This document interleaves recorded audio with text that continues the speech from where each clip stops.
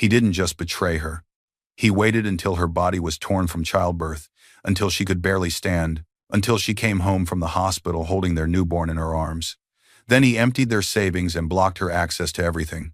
That afternoon, in a quiet suburban home, Elena Pierce tried to buy simple postpartum medicine. Her card was declined, then declined again. In front of strangers, in front of her best friend.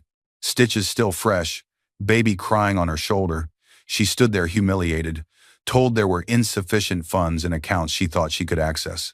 At home, when she finally called the bank, the truth hit harder than any contraction. The accounts had been restructured 6 months ago. Mark had moved their savings into accounts under his name only, listing her as an authorized user he could remove at will. While she focused on her pregnancy, he'd been preparing, planning, positioning himself to take everything. Primary account holder: Mark Hamilton Savings Transfer, $148,700 to external account investment transfer, $62,000 to external account authorized user, Elena Pierce. Access revoked. While she rocked their newborn alone, he was pouring champagne in another woman's apartment, laughing, telling her, "She can't touch a dollar. I made sure months ago. She's trapped." But what he didn't know was this. 3 weeks earlier, before Elena went into labor, a letter had arrived from her late father's attorney. She'd been too overwhelmed with final pregnancy appointments to open it. Inside that envelope was paperwork for a trust that had been maturing for over a year. A trust her father established before his death, with one instruction: don't tell her until she truly needs it. Her father had left her $150 million. This is not just a story about a husband's cruelty. It's about what happens when the woman you try to destroy discovers she was never as powerless as you believed, and uses every legal tool available to dismantle your life piece by piece. Dear viewers, thank you for being here. If you watch without subscribing, it's like letting Elena's voice disappear back into silence. When you click that button, you stand with every mother abandoned at her weakest moment, and every quiet soul who chose justice over revenge. Please, subscribe now, and tell me in the comments where you're watching from. Elena Pierce, 31, stood in the middle of the nursery, breathing hard, one hand pressed against her aching back, the other clutching a tiny blue onesie, as if it were the only thing holding her together. The house was quiet, too quiet, and the silence felt heavy, like something inside these walls was hiding a truth she couldn't yet see. She blinked fast, calming her breath, forcing herself to slow down. This was supposed to be the happiest moment of her life, the final days before meeting her daughter. A home built with love, at least she thought so. The room around her glowed with warm morning light. Soft yellows, baby blues, and handmade decorations filled every corner. But Elena didn't just see the nursery. She saw the long road that brought her here. On the dresser sat a framed photo of Elena and her late father, Jonathan Pierce. In the picture, she was 14 years old, sitting beside him on a wooden dock, holding up a small fish. Her father had his arm around her, protective, proud, gentle. Jonathan had been a quiet man with old money, not flashy, not controlling. He raised Elena alone after her mother passed, teaching her that family was built on loyalty, not wealth. She touched the frame now, her thumb tracing her father's face. Under the photo stood another frame, this one a certificate from her past life. Outstanding Employee Award, Pierce and Monroe Consulting. Before her pregnancy, Elena had been a promising financial analyst, one of the best in her department, the type of person managers fought to keep. She understood accounts, investments, transfers. But when she married Mark Hamilton and found out she was pregnant, she chose to step away from her job. She believed building a home mattered more. She believed Mark would protect her the way her father once did. She sacrificed her career. She trusted Mark to handle their finances while she prepared for motherhood. She ignored the voice in her head that sometimes whispered, "Be careful." Her father's old attorney had called twice in the past month, leaving messages about important estate matters. But at that time, she didn't want to think about inheritances or legal documents. She wanted to focus on love, on family, on the baby coming. She sighed now, letting her hand rest on her belly. Everything she had, her memories, her trust, her future, she had poured into this life with Mark. Just then, footsteps echoed down the hallway. Mark Hamilton, 34, her husband, leaned into the doorway. He was handsome in a clean, polished way, Dark hair, crisp shirt, tired smile. Mark worked in finance, or at least that's what he always said. He often traveled, often worked late, often kept parts of his life tucked behind vague explanations. "Elena," he said lightly, "you're up early." She looked over her shoulder, smiling softly. "Couldn't sleep. She's kicking again." Mark chuckled, walking toward her with slow steps. Anyone watching would think he was the perfect husband, affectionate, caring, present.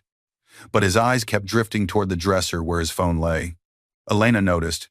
She had learned to notice the little things. She picked up another tiny onesie, smoothing the fabric, trying to focus on hope rather than worry. Then it happened. A sharp vibration cut through the quiet room. Mark's phone lit up. Elena glanced at the screen before he could reach it. A name flashed, LC. Just 2 letters, but enough to make her stomach tighten. Mark lunged for the phone and snatched it fast, faster than a man with nothing to hide. She froze, her hands tightened around the baby clothes. "Everything okay?" she asked, her voice soft but steady. Mark's smile came too quickly, too forced. "Work messages. Just a client." Elena nodded, but her eyes didn't follow the smile. They followed his hands, hands that shook just slightly as he slipped the phone into his pocket. The tension thickened, but Elena swallowed it down. She wanted peace.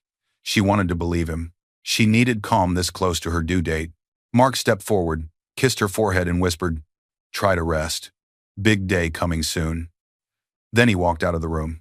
Elena watched him leave, her heartbeat slowing, her breath softening. She placed the onesie back on the crib rail, and the camera tightened on her face as a quiet worry settled in. Just before the scene ended, a faint detail appeared on the dresser. A white envelope with a law firm logo unopened, partially hidden under magazines. A letter from her father's estate attorney, waiting. Elena didn't know it yet, but the first crack in her marriage had already begun to show, and the answers she needed were closer than she realized. Elena Pierce jerked awake to the sound of Mark's car starting in the driveway. She grabbed her phone, 3:47 a.m. Her heart raced as she pushed herself up, one hand steadying her swollen belly. This was the 3rd time this week he'd left in the middle of the night. She forced herself out of bed and walked to the window, moving slowly. Through the curtains, she watched his taillights disappear down the street. Her chest tightened. Something was wrong. She could feel it in her bones. Elena sat back on the edge of the bed, trying to steady her breathing. The baby kicked hard as if sensing her mother's stress. She picked up her phone and noticed something she hadn't seen before. Their joint banking app had logged her out. When she tried to log back in, a message appeared. "Access restrictions have been updated. Contact your bank for details." Her stomach dropped. "Access restrictions?" She tried again. Same message. A cold feeling crept up her spine. This wasn't a technical glitch. Someone had changed something. She wanted to call Mark, but something stopped her. Instead, she opened her email, scrolling back through months of statements she'd been too tired and overwhelmed to check carefully. Then she found it. An email from 6 months ago, back when she was dealing with severe morning sickness, and had asked Mark to handle the banking stuff while she recovered. Subject: Account restructure confirmation. The email detailed how their joint savings and investment accounts had been closed and reopened under new terms. Mark as primary holder, Elena as authorized user with discretionary access. At the time, Mark had told her it was just paperwork to streamline things for tax purposes. She'd been too sick to question it, too trusting to doubt him, too focused on the baby to see the trap being set. Now, staring at those words discretionary access, she understood what they really meant. He could remove her access anytime he wanted. Later that morning, Elena was making tea when a knock at the door broke her thoughts. She opened it to find Mistress Keene, 62. Their elderly neighbor, a warm-hearted widow who treated Elena like her own daughter. She held a warm casserole dish wrapped in a kitchen towel. "Sweetheart," Mistress Keene said softly, "I made dinner for you. You need to keep your strength up." Elena blinked back grateful tears. "Thank you. You didn't have to." "Mistress," Keene hesitated, glancing down the street before lowering her voice. "Honey, I don't want to worry you, especially now. But," she paused, "I've seen him leaving at odd hours. And last week I saw him with a woman. She got into his car and they drove off together." Elena's breath hitched. "Mrs." Keene gently squeezed her arm. I know what I saw. I wouldn't mention it if I wasn't certain. Elena forced a smile, soft, polite, but completely hollow. Maybe it was a coworker or a client. Mrs. Keene didn't look convinced. Just be careful, sweetheart. Sometimes the quiet signs scream the loudest. Her words sank into Elena's mind like a heavy stone. Suddenly, Elena remembered sitting by a campfire with her father at age 17. He had looked her straight in the eyes and said, "Don't ignore small signs, Elena. Men who betray rarely announce themselves. It's the little things, the secretive looks, the sudden distance. Your mother knew something was wrong with her health for months before she told me. She said she ignored the small signs. Don't make that mistake in life, not with your health, not with people you trust." At the time, she brushed it off as one of his overly cautious warnings. Now those words felt like thunder. She pressed a hand to her belly, whispering, "I want to trust him. I need to trust him." But trust was starting to feel like a fragile thread. Later that evening, Elena walked to the desk where Mark kept financial papers. Her hands trembled as she opened the drawer. Inside, she found bank statements. He'd hidden statements for accounts she didn't even know existed. New accounts opened 4 months ago, large transfers out, receipts for expensive restaurants she'd never been to. And at the bottom of the stack, a real estate brochure for luxury condominiums downtown. Her heart pounded. Just as she was about to look closer, her phone buzzed with a text. "Mark, working late again. Don't wait up. Love you." The words felt empty. She looked back at the papers in her hands, and for the first time, she let herself think the thought she'd been avoiding. He's planning to leave me. As Elena gathered the papers to put them back, one more document slipped out, a printed email exchange between Mark and someone named L. Carter. The subject line made her blood run cold. Timeline for transition after baby arrives. Her entire body went numb. And the next time Mark's timeline would matter most was during the moment Elena needed him desperately inside the delivery room. Elena Pierce, 31, screamed as another contraction tore through her body. Her hands squeezed the metal rail of the hospital bed so hard her knuckles turned white. Sweat rolled down her forehead. The monitors beeped sharply around her, each sound echoing her fear and exhaustion. Her breath shook, her body trembled. The room was bright, cold, too clean, and the pain made everything blur. Beside her stood Mark Hamilton, 34, her husband. His body looked present, but his mind didn't. While Elena cried out, Mark's eyes flicked down to his phone every few seconds, the screen lighting up his face. "Mark, please," Elena gasped, her voice cracking. "I need you." He reached out with one hand and placed a palm on her shoulder, forcing a comforting smile. "I'm here. I'm right here," he said. But his other hand held the phone slightly behind his leg, tilted so she couldn't see the screen. The nurse, Karen Miller, 46, stepped closer to the bed. She was the kind of nurse who had worked deliveries for over 20 years. Calm, experienced, gentle, but also observant. She'd seen every kind of partner in delivery rooms, and something about Mark's behavior made her professional instincts sharpen. "You're doing so well, Elena," Nurse Karen said, adjusting Elena's oxygen tube. "Just breathe with me, slowly. In and out." Elena tried, but the contraction hit hard and fast, and she cried out again. "Mark," she called, desperately searching for his eyes. But Mark wasn't looking at her. His phone buzzed again. A small vibration, but sharp enough to cut through the air like a warning. Elena felt it. Not even the pain could blind her to how distant he seemed. Her mind flashed back for a moment, even in the middle of agony. Her father, Jonathan Pierce, speaking to her at age 20, right before she left for her first serious job. "Sweetheart, when life pushes you to your limits, look at the people standing beside you. That's when their truth shows. Pressure doesn't build character, it reveals it." Those words felt heavy now. Too heavy. Her best friend, Sophia Bennett, 30, rushed into the room, wearing a visitor badge around her neck. Sophia had been waiting in the hallway, pacing anxiously since Elena first arrived at the hospital hours ago. Her heart dropped when she saw the sweat on Elena's face and the tension in her shaking hands. "Elena, I'm here," Sophia whispered, taking her other hand. Elena's tears spilled over, tears of pain but also fear. "Don't leave me," she begged. Sophia shook her head firmly. "I'm not going anywhere."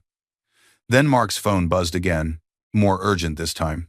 He pulled it out without thinking, his thumb hovering over the screen. Elena, panting heavily, whispered through tears, "Mark, can you please just put it away? Just for now?" Mark's jaw tightened slightly, a flicker of annoyance he tried to hide. "It's work, Elena. There's an urgent situation. I'll step out for 2 minutes. 2 minutes. That's it."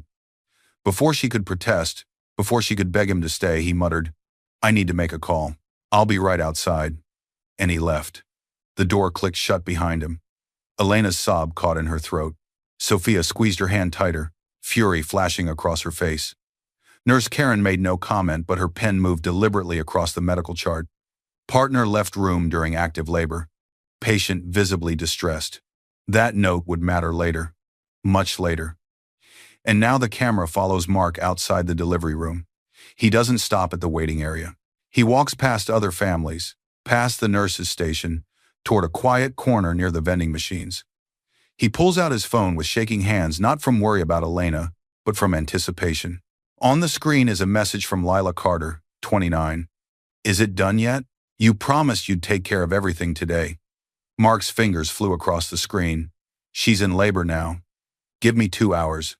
I'm finalizing the last transfer tonight. Tomorrow morning, you'll have full access to the downtown account." He hit send, then opened his banking app, the one Elena no longer had access to. He navigated to their savings account and initiated the last major transfer.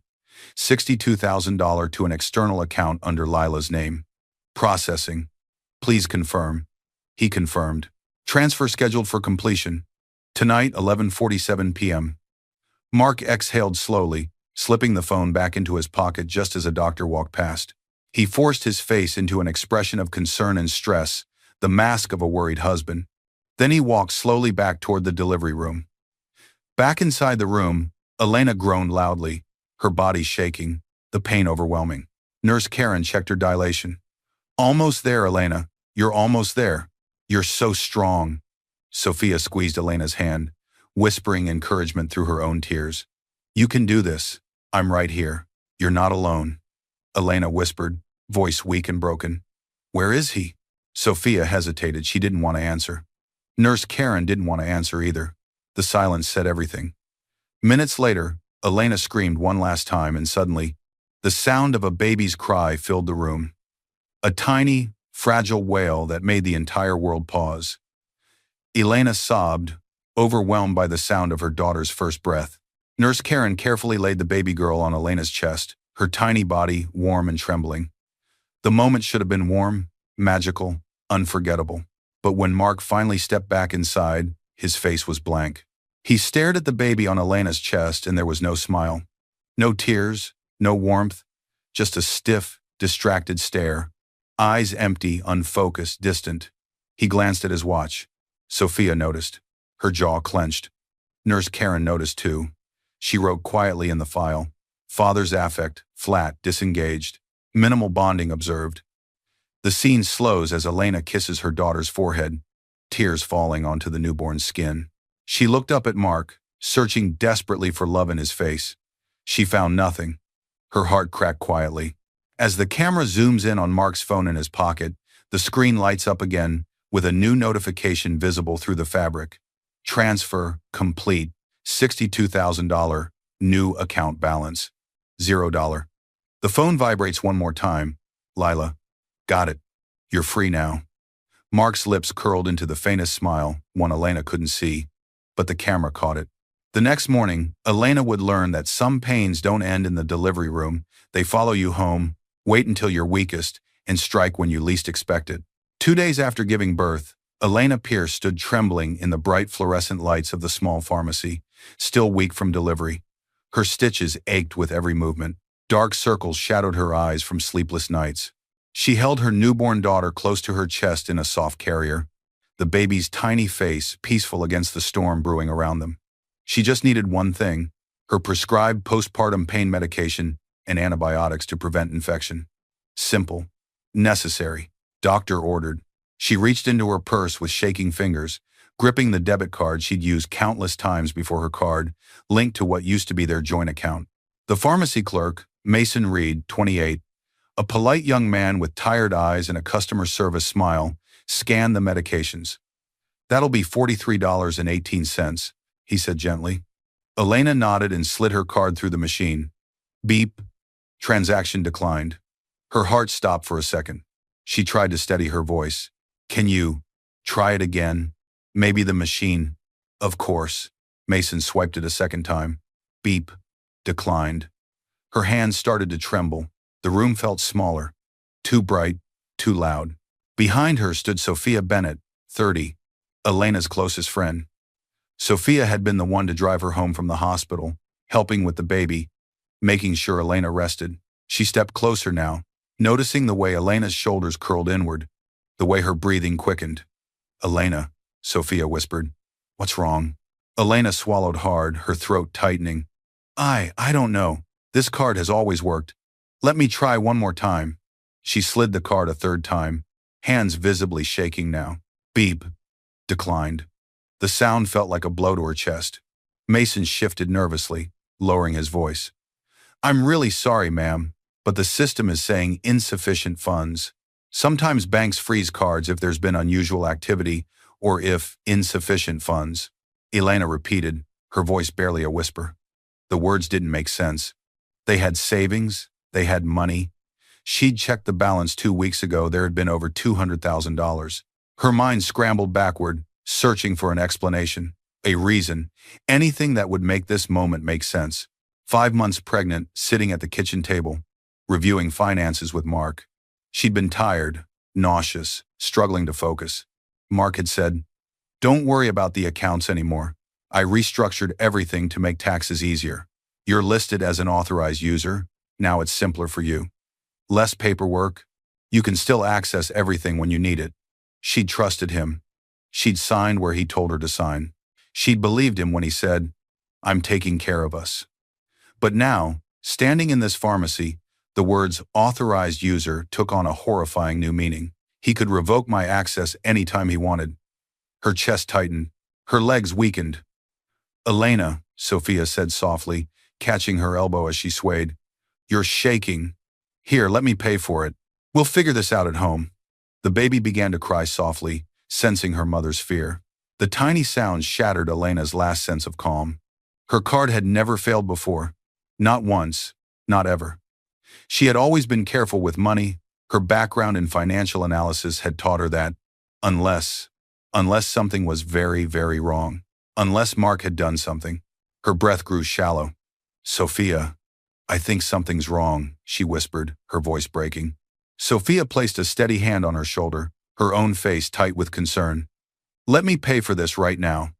Then we're going straight home, and you're checking your accounts. All of them.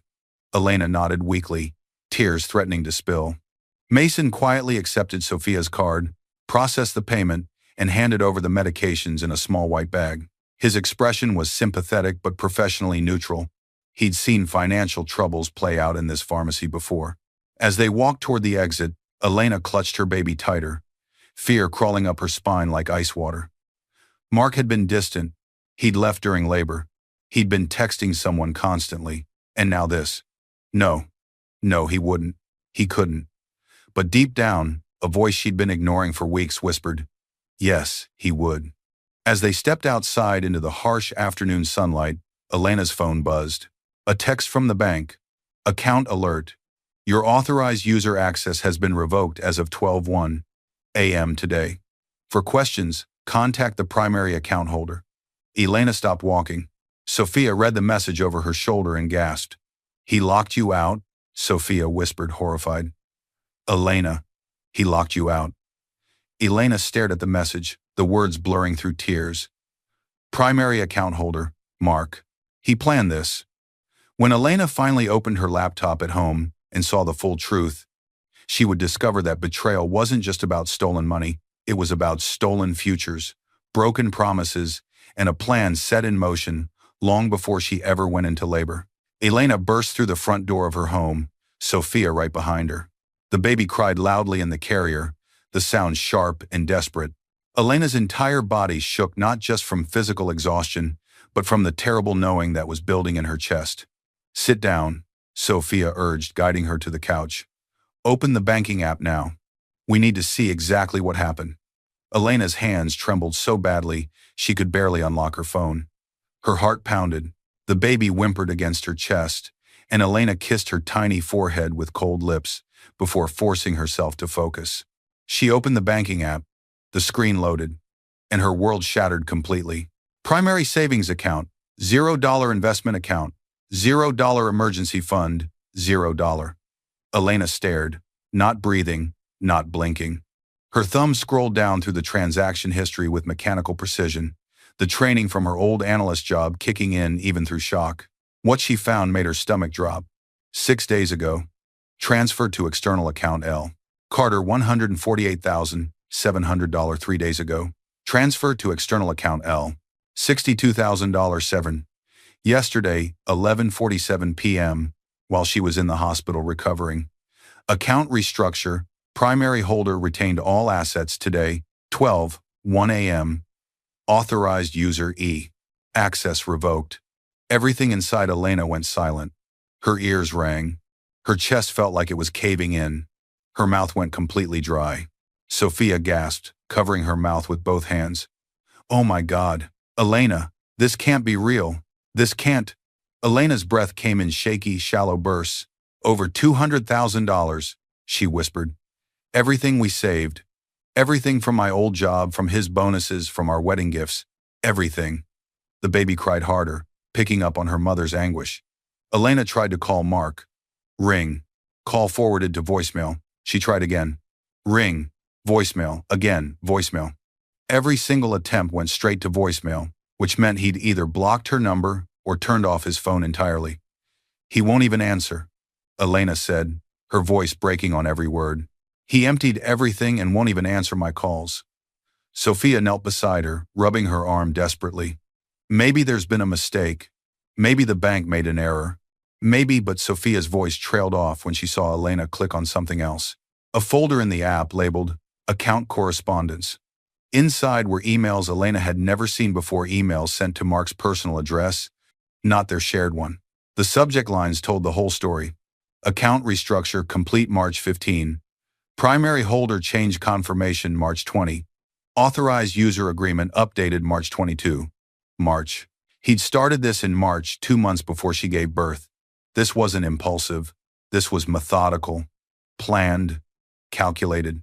Elena leaned her head back against the couch, staring blankly at the ceiling, her baby crying softly against her chest. Memories flooded in moments she hadn't wanted to see clearly until now. Mark in March saying casually over breakfast, "Hey, I need you to sign some banking updates. Just routine stuff for tax season." She'd been exhausted from morning sickness, barely able to keep food down. She'd signed without reading carefully. Another memory, Mark in April. "I'm handling all the finances now, okay? You just focus on staying healthy. That's your only job." It had sounded loving at the time, protective. Now it sounded like a trap snapping shut. Her father's voice echoed again. "Elena, never, and I mean never, give someone complete control of your financial security. Not because you don't trust them, but because power changes people. Always keep your own accounts. Always know where your money is." She'd thought her father was being paranoid, old-fashioned, overly protective. Now she understood he'd been trying to save her from exactly this moment. Elena held her baby tighter, tears falling silently onto the infant's blanket. "He left me with nothing," she whispered. "Not even enough to buy the medicine I needed after giving birth to his child." Sophia pressed her forehead against Elena's shoulder, her own voice thick with fury and grief. "You're not alone. We'll fight this. I promise you, we will fight this." But Elena felt something else rising inside her. Not anger yet, not rage, just a deep, cold understanding. He never planned to stay. This was always his endgame. A modern downtown apartment with floor-to-ceiling windows and expensive furniture Elena had never seen before. Mark Hamilton, 34, stood by the window in fresh clothes, his hair still wet from a shower. He looked relaxed, rested, unburdened. Lila Carter, 29, emerged from the bedroom wearing one of his shirts. She was attractive, confident, and completely unaware of the devastation her relationship had caused. She wrapped her arms around Mark from behind. "So it's really done?" she asked, her voice light and excited. "She can't access anything?" Mark smiled, not a guilty smile, not a conflicted smile, a satisfied smile. "It's done. She's got nothing. No access, no cards, no way to fight back. He turned to face Lila. I made sure of it months ago. She signed everything without even reading it. Lila laughed softly. What's she going to do? She just had a baby. She hasn't worked in months. She's completely dependent. Mark poured 2 glasses of wine, handing one to Lila. Exactly. By the time she figures out how to even hire a lawyer, we'll be long gone. I already put the deposit down on the condo in Miami. He raised his glass. To freedom. Lila clinked her glass against his. To us. Neither of them noticed the neighbor across the hall, an older woman who'd seen Lila coming and going for months, who'd made careful note of dates and times, who'd taken photos of Mark's car, parked overnight in the building's garage. Evidence was already building. Mark just didn't know it yet. Back at Elena's home, Sophia was helping her calm the baby when Elena's phone buzzed again. Not a text from Mark. A notification from the post office. Certified mail delivery attempted signature required. Sender, Huang and Associates, Estate Law. Elena's breath caught. What is it? Sophia asked. Elena stared at the notification. It's from my father's attorney. He's been trying to reach me for weeks. Her hands trembled as she stood, sudden realization flooding through her. Sophia, she whispered. My father, before he died. He told me he'd made arrangements. I never knew what he meant. Sophia's eyes widened. You need to get that letter. Now. Elena looked down at her sleeping daughter, then back at her phone. Whatever was in that envelope might be the only lifeline she had left. By the next morning, Elena would discover that her father's love had reached across death itself, and the betrayal Mark thought would destroy her would become the catalyst for something he never saw coming. The morning after the pharmacy incident, Elena sat on her couch, staring at a white envelope that had been sitting on her dresser for weeks. The one with the law firm logo she'd been too exhausted and overwhelmed to open. Estate of Jonathan Pierce Huang and Associates. Her father's name made her throat tighten every time she looked at it. She'd received it 3 weeks ago, right before her final prenatal appointments. She'd thought, I'll open it after the baby comes, when I have time to deal with estate paperwork. Now, with $0 in her accounts and no way to survive, she had no choice. But before she could open it, her phone rang. Unknown number. She answered. Hello? Miss Pierce. This is Thomas Gray from Priority Courier Services. We have an urgent certified delivery from Huang and Associates that requires your signature. We've attempted delivery 3 times over the past month. Are you available today? Elena's heart raced. Another letter? Yes. Come now, please. 20 minutes later, Courier Thomas Gray, 42, stood on her porch with a second, thicker envelope, this one marked in red. Urgent. Time-sensitive estate matter. Immediate action required. Ma'am, the sender indicated this was critical. I apologize for the multiple attempts. Our records show you weren't available for the previous deliveries. Elena's hands trembled as she signed. She'd been at doctor's appointments, then in the hospital, then too devastated to answer the door. She took the heavy envelope. Thomas nodded respectfully and left. Sophia appeared beside her. Another letter? 2 letters. Elena whispered, holding both envelopes. One I've been too scared to open, and one that just arrived. Sophia guided her back inside. Open them both. Now. Elena sat down, her baby sleeping peacefully in the carrier beside her. She opened the first envelope, the one that had been waiting on her dresser. Inside was a handwritten letter from her father. Then she opened the second envelope, the urgent one. Inside was a typed letter from Daniel Huang, her father's attorney, explaining he'd been trying to reach her for weeks. Miss Pierce, the letter began, I've been monitoring your situation as your father instructed. I have urgent information about your father's estate that you need to know immediately. Please call me the moment you receive this. Elena sat on the couch, cradling her daughter with one arm, while Sophia sat close beside her.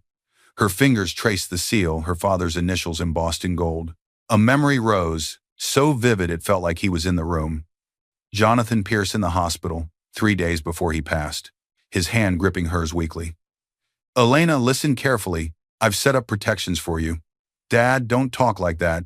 You're going to be fine. Stop. Listen. His voice was firm despite his weakness. I've worked with Daniel Huang. He's trustworthy. If anything ever happens, if life ever corners you, there's a safety net. You won't see it until you need it, but it's there. She'd been so focused on denial, on hope, on refusing to accept he was dying, that she'd barely processed his words. "I don't want your money, Dad. I just want you." He'd smiled sadly. "I know, sweetheart. But one day you might need it more than you can imagine. And when that day comes, you'll know I'm still protecting you." The memory made tears stream down Elena's face now. "He knew," she whispered. "Somehow he knew I'd need help." With shaking hands, she opened the envelope. Inside were multiple documents. A letter in her father's handwriting, legal papers with the law firm's letterhead, account access codes, a business card for Daniel Huang. She unfolded her father's letter first. "My dearest Elena, if you're reading this, then I'm gone, and something has gone terribly wrong in your life. I pray I'm mistaken, but a father's instinct is rarely wrong. When your mother died, I promised her I'd always protect you even after I was gone. So I've established a trust in your name, managed by Daniel Huang, a man I trust with my life. The funds have been invested conservatively and have been growing since my death. By the time you receive this, they should have matured significantly. I've instructed Daniel to watch over you quietly. If he sends this letter, it means he believes you're in danger or crisis. Whatever you're facing, whoever hurt you, remember, you are my daughter. You are brilliant, strong, and capable, and you are not alone. Use these resources to rebuild, to protect yourself, to fight back if necessary. I love you forever, Dad." Elena's hands shook so violently she nearly dropped the letter. Sophia read over her shoulder, tears streaming down her own face. "Elena, call the lawyer, now." With trembling fingers, Elena dialed the number on Daniel Huang's card. The phone rang twice. "Huang and Associates, Daniel Huang speaking."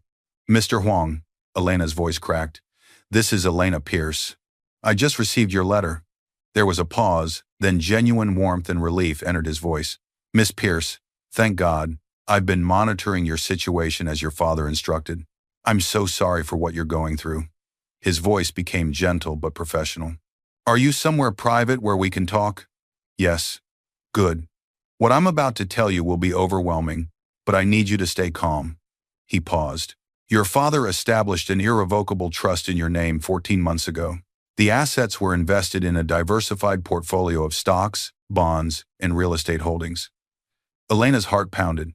"How much?" "The trust has matured to a current value of $148 million. The world stopped. Sophia's hand flew to her mouth, muffling a gasp.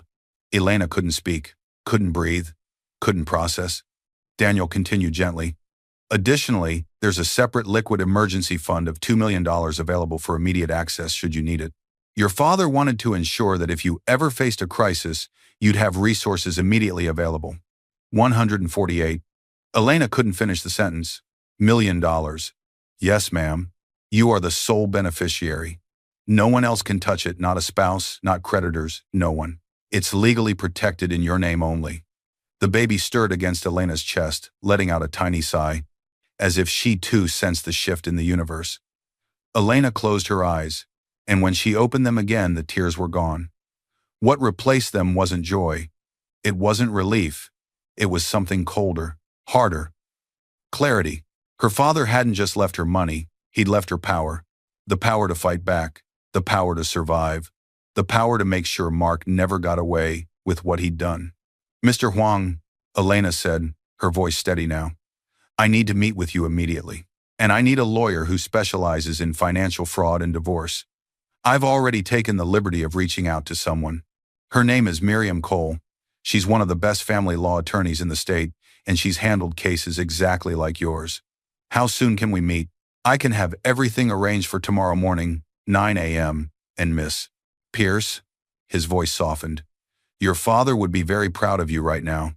Fresh tears threatened, but Elena swallowed them down. "Thank you, Mr. Huang." She ended the call and sat in silence. Sophia threw her arms around her, crying openly now. "Elena, oh my God, you're going to be okay. You're going to be more than okay." But Elena wasn't thinking about being okay. She was thinking about justice. As Sophia hugged her, Elena's gaze drifted to the window, and her breath caught. Standing across the street by the mailbox was Mrs. Keene, 62, their elderly neighbor. Mrs. Keene was staring at Elena's house with a worried, conflicted expression, clutching what looked like a small notebook. When she noticed Elena looking, she hesitated, then slowly lifted her hand in a small wave. She'd seen something. Something important. And tomorrow, Elena would find out exactly what it was. By morning, Elena would walk into that law office not as a victim, but as a woman armed with evidence, resources, and a plan Mark Hamilton never saw coming. Elena Pierce pushed through the glass doors of Huang & Associates at exactly 9 a.m., her newborn strapped securely in a carrier against her chest. She wore clean clothes, her hair was pulled back, and despite the exhaustion shadowing her eyes, she walked with purpose.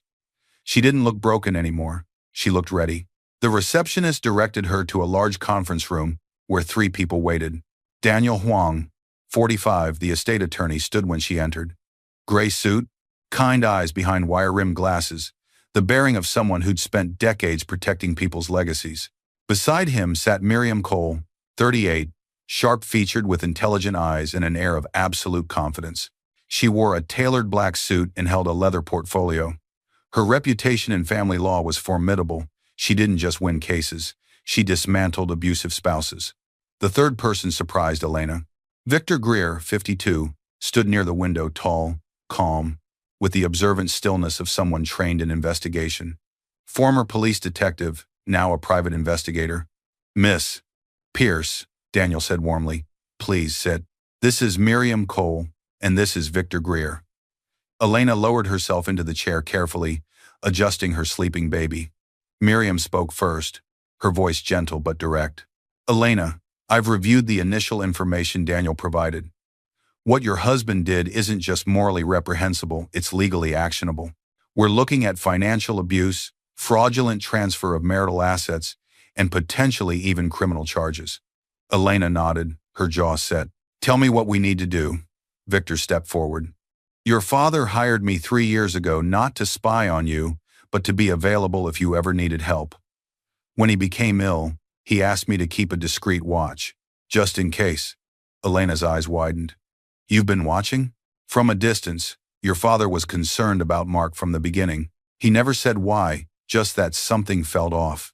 Victor opened a thick folder and spread its contents across the conference table.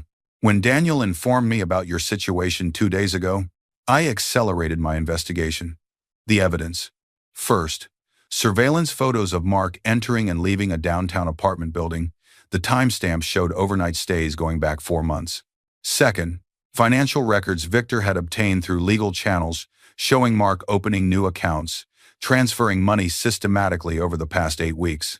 Third, screenshots of text messages between Mark and Lila Carter, obtained from Lila's cloud backup after Victor identified her.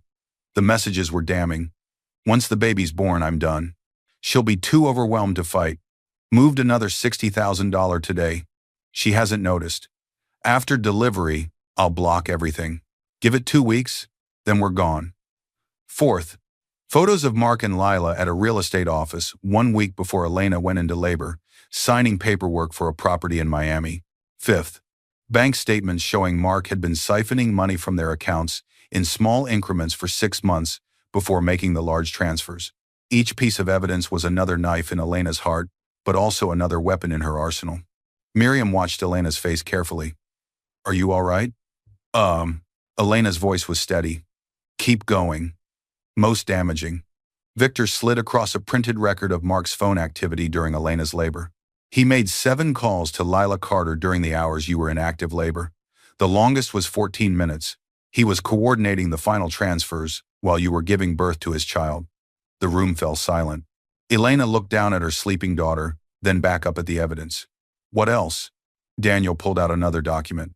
This morning, I filed a motion to freeze all accounts in Mark's name pending investigation. The judge granted it based on the evidence of fraudulent asset transfer. It's already done? Elena's eyes widened. As of 8 a.m. this morning, Miriam confirmed. He can't access any accounts. He can't transfer anything else. He can't withdraw cash. Everything is locked, Victor added.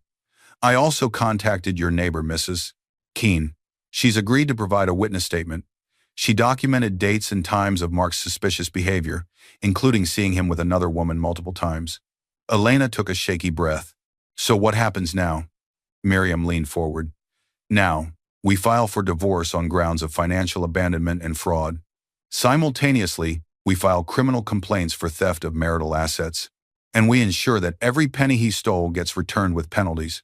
Daniel added, the trust your father left you is completely protected. Mark can't touch it, can't claim it in divorce proceedings. It's yours alone. Elena closed her eyes briefly, gathering herself. When she opened them, her voice was ice. Do it. File everything. As Miriam began organizing the legal filings, Victor's phone buzzed. He glanced at it, then looked up sharply. Mark just tried to withdraw cash from an ATM. Everyone turned to him. The transaction was declined. And according to the bank's security protocols, Victor's expression was grim. He's now locked out of the building's ATM vestibule. Bank security has been notified. Miriam smiled coldly. It's starting. Elena stared at the evidence spread across the table. Evidence of betrayal, but also evidence of her father's love, reaching across death to save her. Good, she whispered. Within hours, Mark would discover that the life he'd stolen wasn't his to take, and the woman he'd tried to destroy had become the architect of his downfall. That same afternoon, Mark Hamilton stood inside the marble lobby of First National Bank, his phone pressed against his ear, his voice rising with each word. What do you mean my accounts are frozen? I'm the primary account holder. The bank representative on the other end remained professionally calm. Sir, there's a court order. All accounts under your name have been flagged pending investigation of fraudulent activity. Fraudulent? This is insane. My wife did this, didn't she? She can't do this. She doesn't have access anymore. Sir, I can't discuss the details over the phone. You'll need to come to the branch and speak with our fraud investigation department. I'm at the branch, Mark shouted, drawing stares from other customers. Then please proceed to the third-floor offices. Someone will meet with you. The line went dead. Mark's hands shook with rage as he jammed his phone into his pocket and stormed toward the elevators.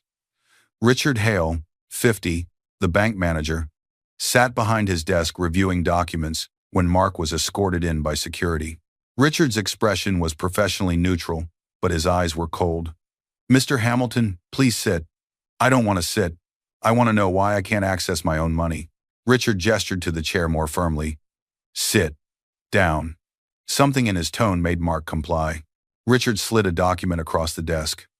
This is a court order issued this morning at 8 a.m. It authorizes the immediate freeze of all accounts under your name, pending investigation of fraudulent transfer of marital assets. Mark's face went white. Elena did this. Mrs. Hamilton filed a legal complaint with supporting evidence. The judge reviewed the evidence and granted the freeze. What evidence? She doesn't have anything. Richard opened a folder and began reading aloud. Unauthorized transfer of $148,700 from a joint marital account to a third party. Unauthorized transfer of $62,000 from a joint marital account to the same third party. Removal of spouse's access to accounts without consent during a vulnerable period. Evidence of systematic financial planning to defraud spouse of marital assets. Each word hit Mark like a physical blow.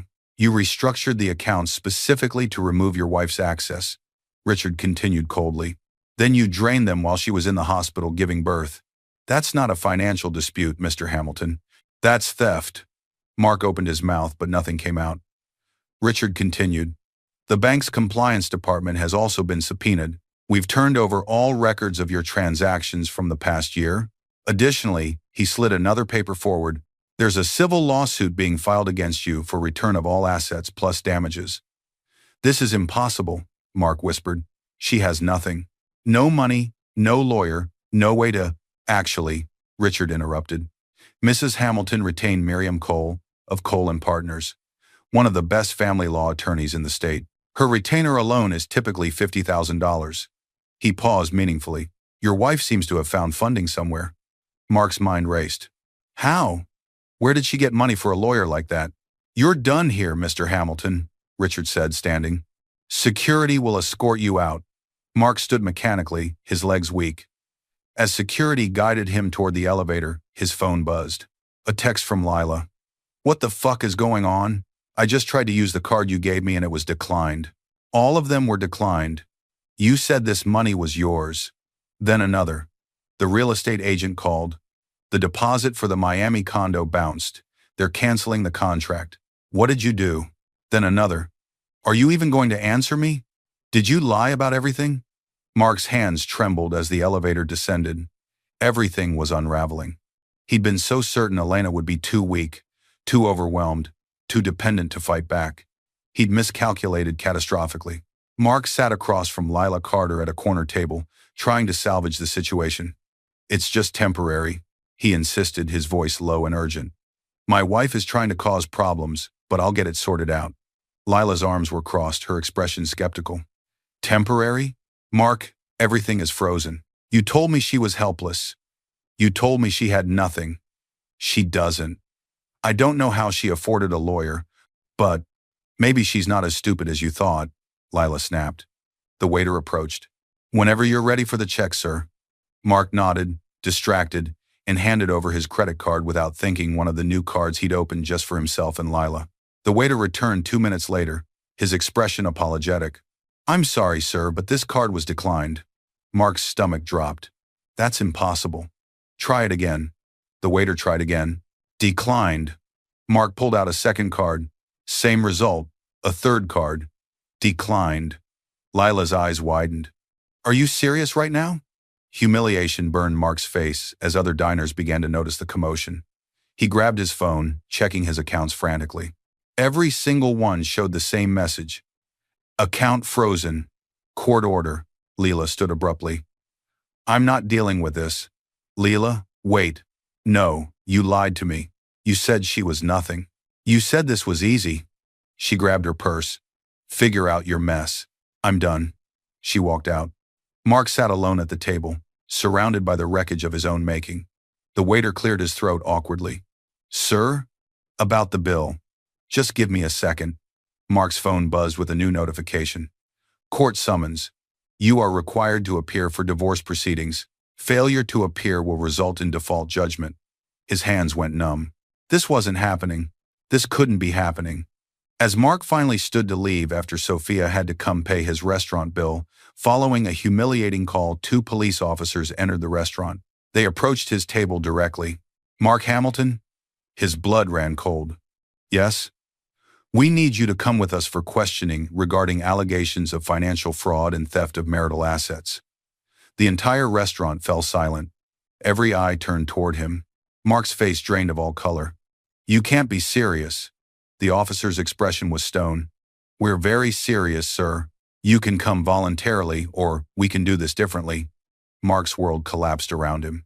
And the next time Mark faced Elena, it wouldn't be in their home or a bank. It would be in a courtroom packed with witnesses, with evidence, and with a judge who had zero tolerance for men who abandoned their wives at their weakest moment. 1 week later, the courthouse was packed. Courtroom 7, Family Law Division. Mark Hamilton sat at the defendant's table in handcuffs, flanked by a public defender he'd been assigned after his assets were frozen. His expensive suit was wrinkled, his hair uncombed, his eyes bloodshot. The man who'd once exuded confidence now looked hollowed out. The gallery was full. Mrs. Keene, 62, sat in the front row, her small notebook clutched in her hands, the same notebook where she'd documented every suspicious thing she'd witnessed over the past months. Sophia Bennett, 30, sat beside her, arms crossed, jaw set, radiating protective fury. Even Lila Carter, 29, was there, subpoenaed as a witness. She sat in the back, arms crossed, her expression a mixture of anger and humiliation.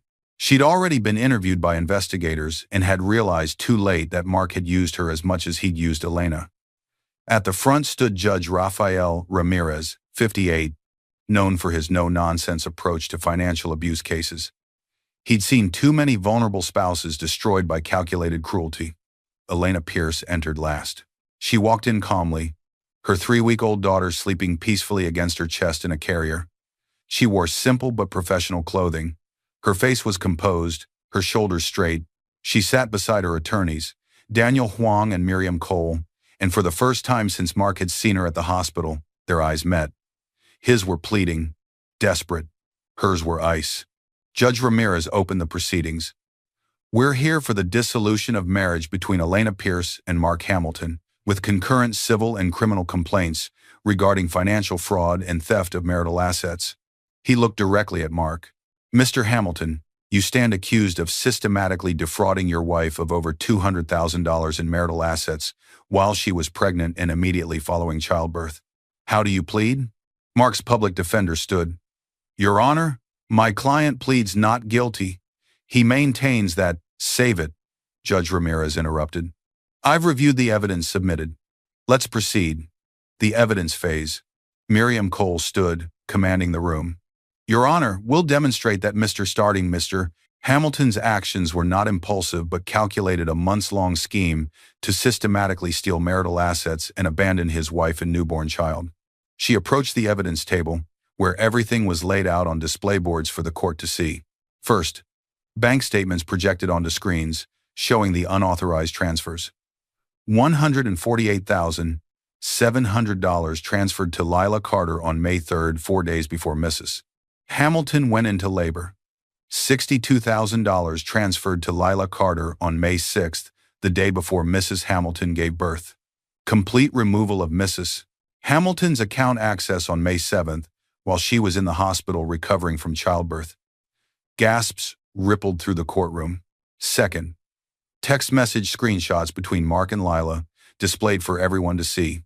Once the baby's born, I'm done. She'll be too overwhelmed to fight. She doesn't even check the accounts anymore. This is easy. After delivery, I'm blocking everything. 2 weeks later, we leave. Someone in the gallery whispered, "Oh my God." Third, Victor Greer's surveillance photos showing Mark at the apartment building, at restaurants with Lila, at the real estate office signing papers for a Miami condo. Fourth, phone records from the hospital showing Mark made 7 calls to Lila during Elena's labor, including one 14-minute call made while Elena was in active labor. The courtroom fell deadly silent. Judge Ramirez's expression darkened. Fifth, Mrs. Keene was called to the stand. She testified in a clear, steady voice. I saw Mr. Hamilton with another woman on multiple occasions. I documented the dates and times. I saw him loading boxes into her car. I saw him leave at odd hours. I knew something was wrong, but I didn't realize how bad it was until Elena came home from the hospital, and I saw how devastated she was. Finally, the hospital records were submitted, including Nurse Karen's notes. Father absent during active labor. Left room during peak contractions. Minimal engagement with infant after birth. Affect, flat, disengaged. The weight of the evidence was crushing, undeniable, irrefutable. Mark suddenly stood, knocking his chair back. This is insane, he shouted. Yes, I moved money. Yes, I was seeing someone else. But Elena, she's making this sound like I'm some kind of monster. We were unhappy. I was going to leave anyway. He stopped, realizing what he just admitted. His public defender grabbed his arm, trying to get him to sit down and stop talking, but Mark jerked away. She's twisting everything, he yelled, pointing at Elena. She had access to the accounts. She could have checked. She could have. Mr. Hamilton, Judge Ramirez's voice cut through like steel. You removed her access while she was in a hospital bed. You transferred marital assets to your mistress. You blocked your wife's credit cards when she was recovering from childbirth. You planned this for months.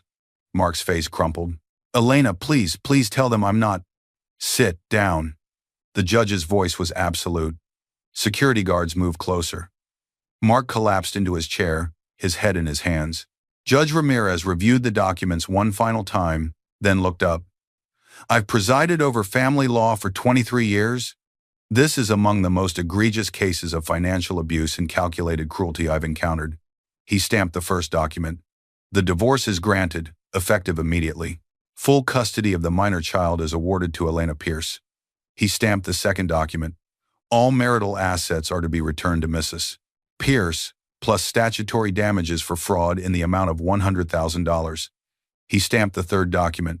Additionally, I'm recommending criminal charges for theft and financial exploitation of a vulnerable person. Mr. Hamilton, you're remanded to custody pending further proceedings. The gavel came down with finality. Mark screamed as security guards moved toward him. No, you can't do this. Elena, please. Tell them I made a mistake. Please.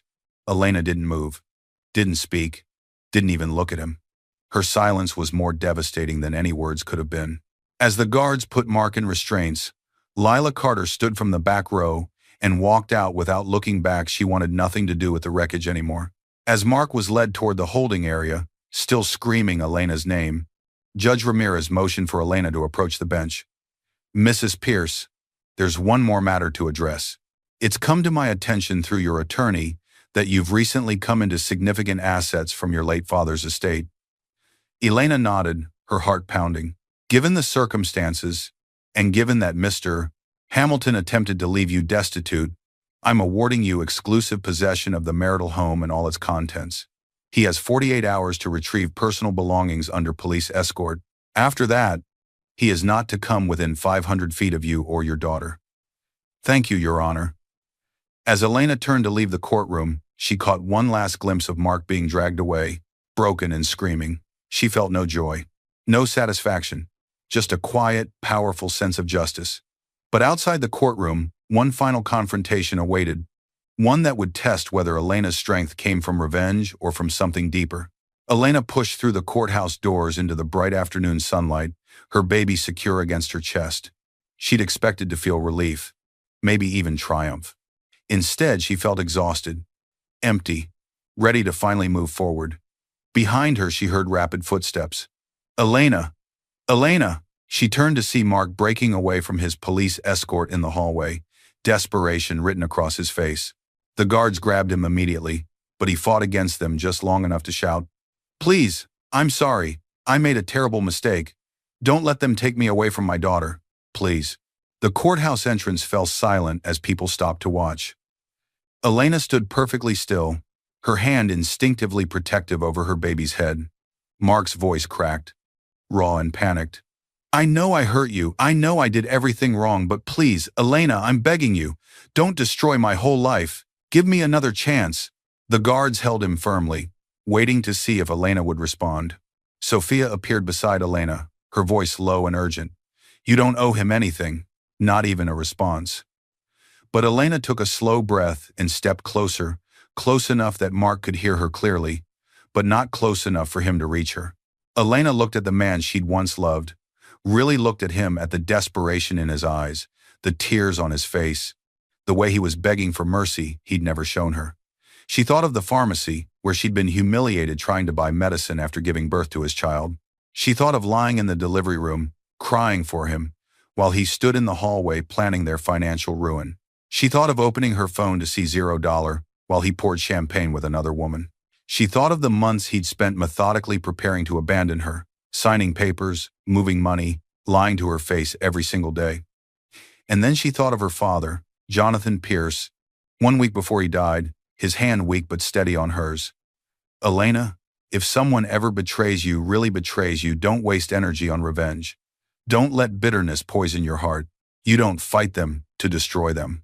You fight them to free yourself." At the time, she hadn't understood. Now, standing in front of Mark, she did. Elena spoke, her voice calm and clear. "Mark." He looked up at her with desperate hope. "You didn't make a mistake," she said softly. "A mistake is forgetting an anniversary. A mistake is saying something thoughtless. What you did was make choices, deliberate, calculated, planned choices. Elena, I can change. You chose to restructure our accounts while I was sick and vulnerable," she continued, her voice never rising but cutting deeper than shouting ever could. "You chose to steal from me while I was in labor. You chose to remove my access to our money while I was recovering from giving birth to your daughter." Mark's face crumpled, but she didn't stop. "You chose to celebrate with another woman while I cried alone with a newborn, wondering how I'd buy medicine." "I'm sorry." "You're not sorry you did it," Elena said quietly. "You're sorry you got caught. There's a difference." The words hung in the air, absolute and final. Mark's knees nearly buckled. "Please don't walk away from me. I have nothing left." Elena's next words were the coldest she'd ever spoken. "Now you know how I felt." She turned away. "Elena, wait. What about our daughter? Don't I deserve to be part of her life?" Elena stopped and looked back one last time. "That's not for me to decide. That's for a judge to decide based on your choices. If you want to be part of her life, prove you're capable of being a decent human being first. Prove you understand what being a parent actually means." She paused, then added, "But right now, the only thing you deserve is exactly what you're getting, The consequences of your actions. The guards began pulling Mark away as he shouted her name over and over, the sound echoing off the courthouse walls. Elena walked down the steps without looking back. At the bottom of the steps, Daniel Huang, Miriam Cole, and Victor Greer waited. Daniel spoke gently. "How are you holding up?" "I'm okay," Elena said, and surprisingly, she meant it. "I'm actually okay." Miriam handed her a folder. "Everything is finalized. The house is yours. The accounts are unfrozen and returned to you. And here," she pulled out a separate document. "This is the access information for your father's trust. The $2 million emergency fund has been transferred to a new account, in your name only." Elena took the papers with steady hands. Victor added, "I've also arranged for a security system installation at your house and a protective order that's active immediately. He can't come near you or the baby. Thank you. All of you." Elena's voice was thick with gratitude. "I don't know what I would have done without you. Your father made sure you'd never have to find out," Daniel said warmly. As they walked toward the parking lot, Sophia threw an arm around Elena's shoulders. "So what happens now?" Sophia asked. Elena looked down at her sleeping daughter, then up at the blue sky above. "Now?" A small, genuine smile crossed her face for the first time in weeks. "Now I rebuild. For her. For me. For the future Dad wanted me to have." As Elena reached her car, her phone buzzed one final time. An email notification from Daniel Huang, sent automatically, timestamp for exactly this moment. The subject line read, "From your father, to be opened after your victory." Elena's hands trembled as she opened it. Inside was a video file. She pressed play. Her father's face appeared on the screen, recorded sometime before his death, sitting in his study, looking directly at the camera. "Elena," his voice was warm, strong, full of love. "If you're watching this, it means you fought back. It means you didn't let someone break you. It means you're still the strong, brilliant daughter I raised." Tears streamed down Elena's face. "I'm so proud of you, sweetheart. Whatever you went through, whatever pain brought you to this moment, I want you to know, you were never alone.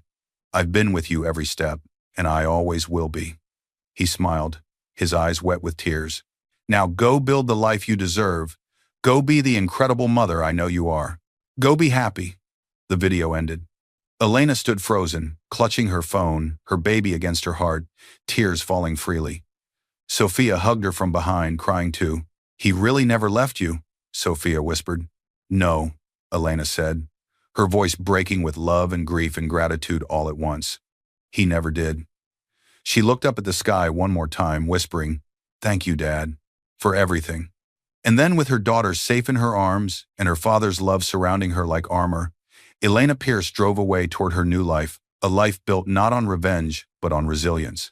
And that is how a woman stripped of everything discovered she had more than enough, more than money, more than justice, more than revenge. She had herself, she had her daughter, and she had a father's love that reached across death itself to save her.